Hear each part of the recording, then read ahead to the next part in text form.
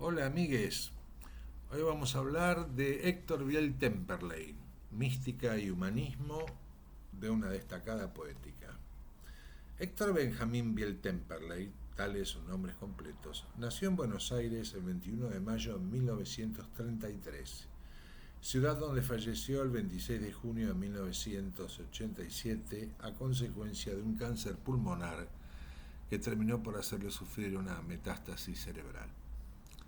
Autor originalísimo, conjugó en su obra, quizá breve pero contundente, el misticismo cristiano por momentos de ribetes surrealistas, con un vitalismo trascendente que le granjeó la amistad y el respeto, amén de reiterados esfuerzos por la difusión de su poesía,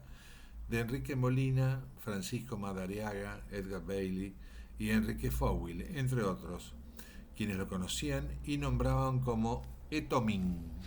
su alias familiar. Su entrega a la poesía comenzó tempranamente, a los 15 años, cuando realizaba sus estudios secundarios en el Colegio Champagnat de la capital porteña, principió a intentar sus primeros versos. Al dejar las aulas colaboró muy brevemente en el diario Crónica, una labor que dejaría de lado para consagrarse a la publicidad, profesión que por aquel entonces, en la década de los 50,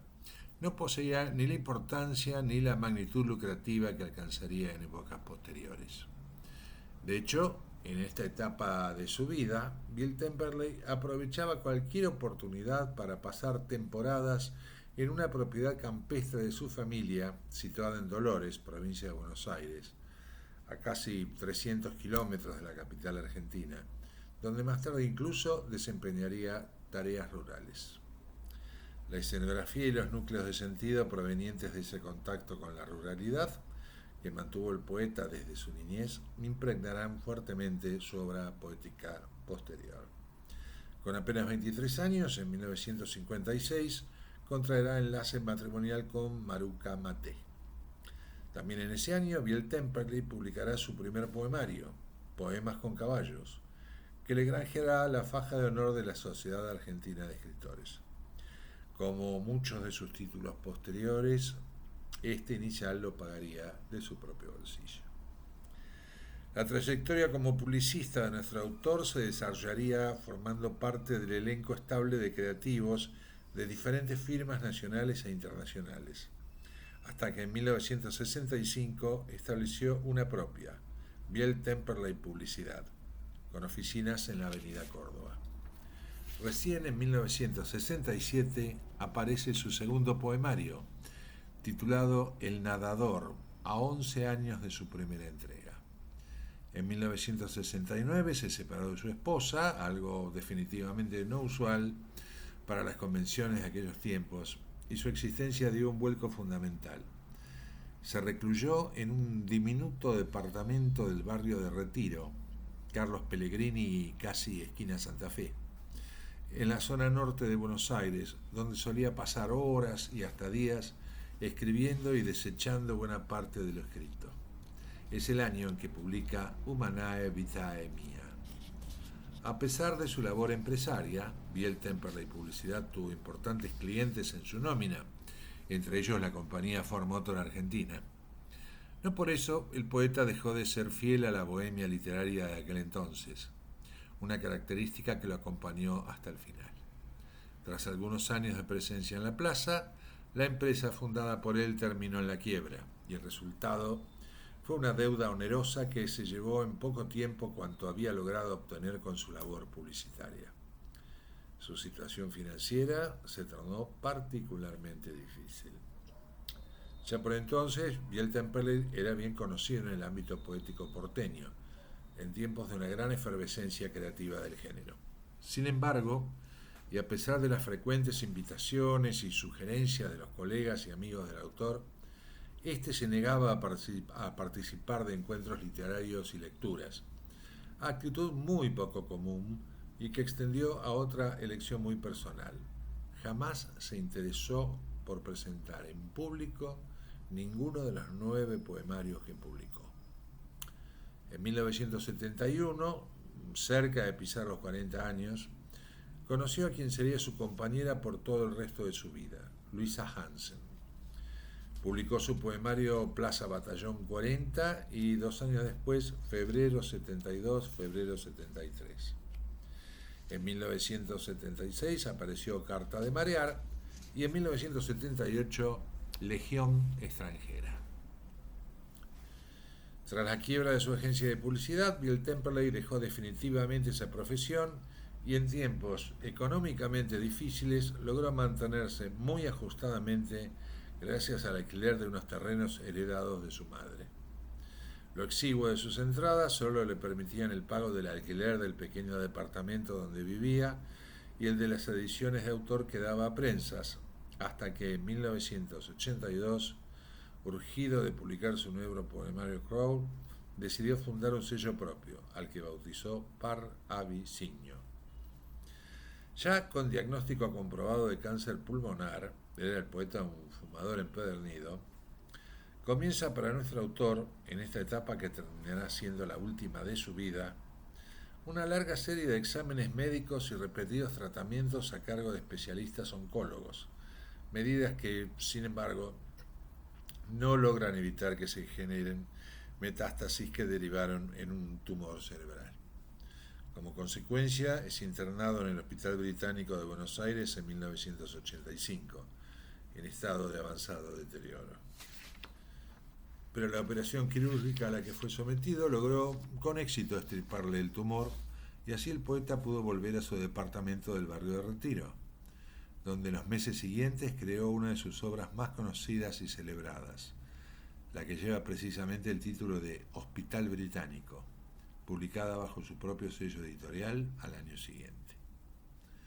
Sin embargo, una nueva metástasis cerebral habría de ocasionar una segunda internación,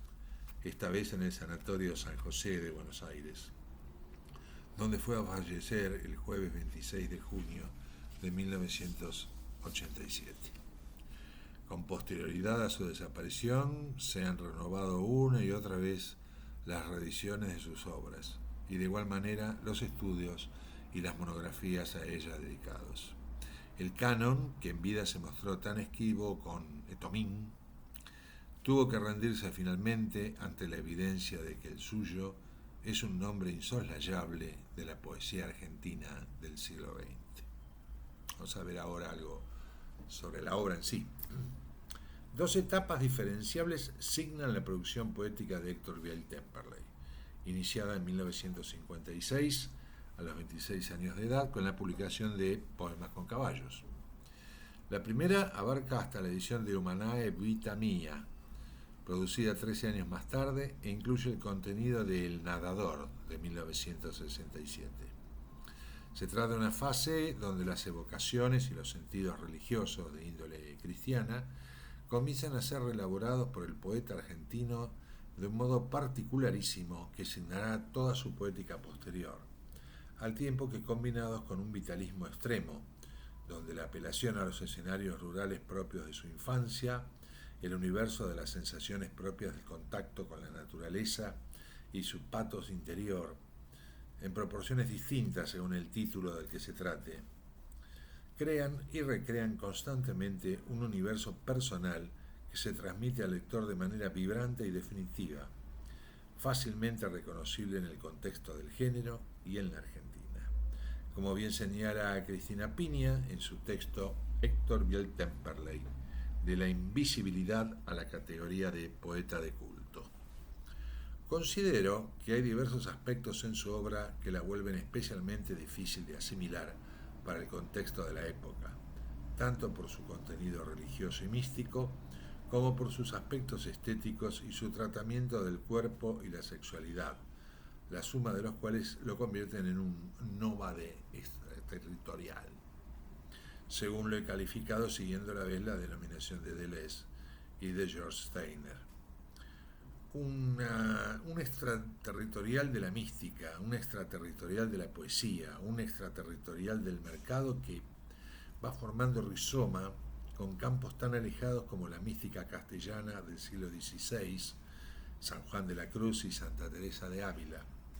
el surrealismo, tanto francés como argentino, sobre todo en la figura de su amigo Enrique Molina, la tradición sobre todo surrealista de la poesía erótica, la poesía campestre argentina, ante todo la tradición nacionalista de la generación del 40,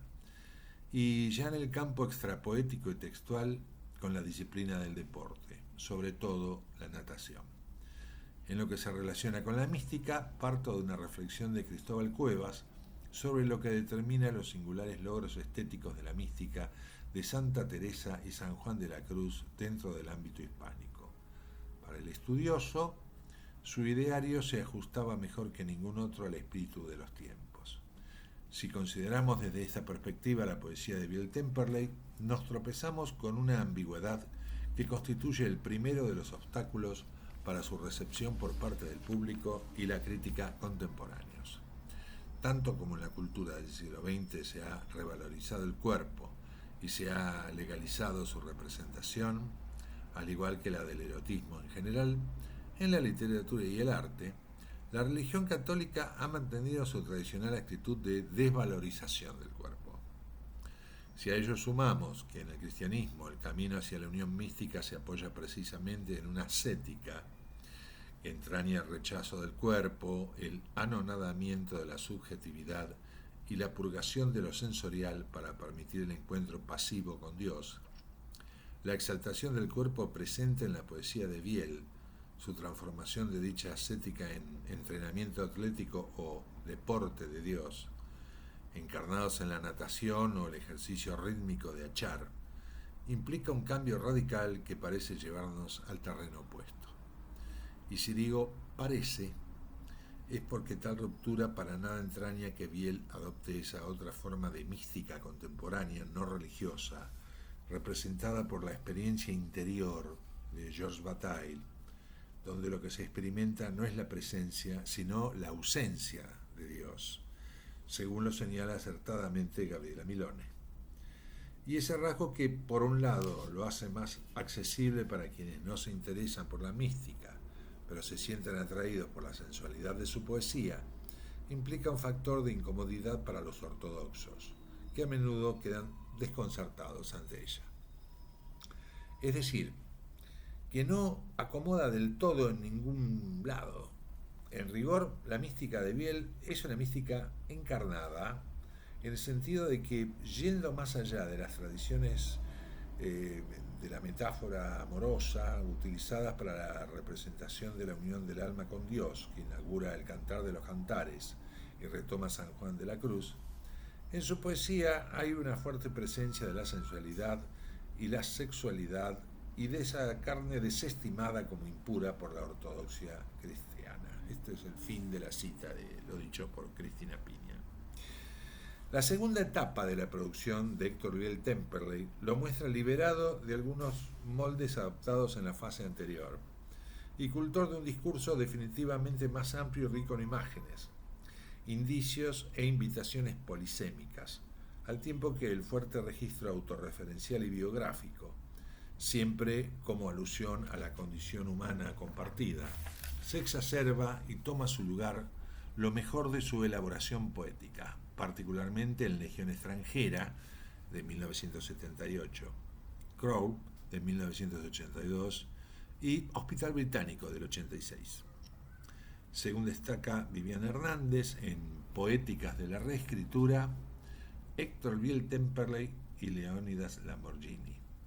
El último libro publicado en vida de Héctor Biel Temperley, un año antes de su muerte en 1987, fue Hospital Británico, 1986, un poema largo o en prosa que reúne una selección de fragmentos provenientes de la crónica personal del dolor y la enfermedad que el escritor padeciera en el Hospital Británico de Buenos Aires, producto de un tumor cerebral. Hecho que opera como el biografema mínimo que activa la composición del Hospital Británico, conforme una operación de montaje, acoplamiento y yuxtaposición de fragmentos poéticos de sus libros anteriores, pero que desborda la textualidad, la operación misma del montaje, hacia los límites de la experiencia de vida. Me detengo aquí en la noción de experiencia, entendida no más como un punto de partida biográfico del poema, cuanto como resultado de un proceso de mediación entre el texto y aquello que lo excede en el más amplio sentido de lo extratextual. Siguiendo en esta comprensión la lectura de Leonard Fuchs, quien sostiene que el espacio biográfico se define como un espacio intermedio, a veces como mediación entre público y privado, otras como indecibilidad. Un espacio donde el valor biográfico del relato se define como el elemento mediador entre la vida y la obra del escritor, en circunstancias que ordena, administra y organiza el continuum de la vida y su narración. El espacio biográfico es, por tanto, una forma de comprensión, visión y expresión de la propia vida que se hace extensivo al conjunto de formas significantes donde la vida, como cronotopo, tiene importancia. Para la confección de Hospital Británico, Biel Temperley decidió seleccionar una serie de fragmentos de sus libros anteriores y mezclarlos, superpuestos e imbricados con las esquirlas de la crónica correspondiente a la etapa de la enfermedad y la convalecencia en el hospital. El poeta usó el término esquirlas para reforzar la idea de lo corpóreo, de la profundidad en la que se puede clavar un verso como si fuese una astilla, el trozo de una madera, una espina que se estirpa o con la que se aprende a vivir y a escribir. De allí que, como relectura y reescritura de su propia obra, Hospital Británico pueda leerse como una puesta al día de sus textos anteriores, principalmente de los que siguen a Carta de Marear de 1976, haciéndola parte de una obra programática pensada y construida como un único libro, donde el conjunto, la obra total, construye obsesivamente una subjetividad alrededor de un personaje y un relato. Ahora, amigues, vamos a leer un poema de Biel Temperley, el titulado Tu rostro. Tu rostro como sangre muy oscura en un plato de tropa, entre cocinas frías y bajo un sol de nieve. Tu rostro como una conversación entre colmenas, con vértigo en la llanura del verano. Tu rostro como sombra verde y negra, con balidos muy cerca de mi aliento y mi revólver. Tu rostro como sombra verde y negra que desciende al galope cada tarde, desde una pampa a 2000 metros sobre el nivel del mar. Tu rostro como arroyos de violetas cayendo lentamente desde gallos de riña. Tu rostro como arroyos de violetas que empapan de vitrales a un hospital sobre un barranco.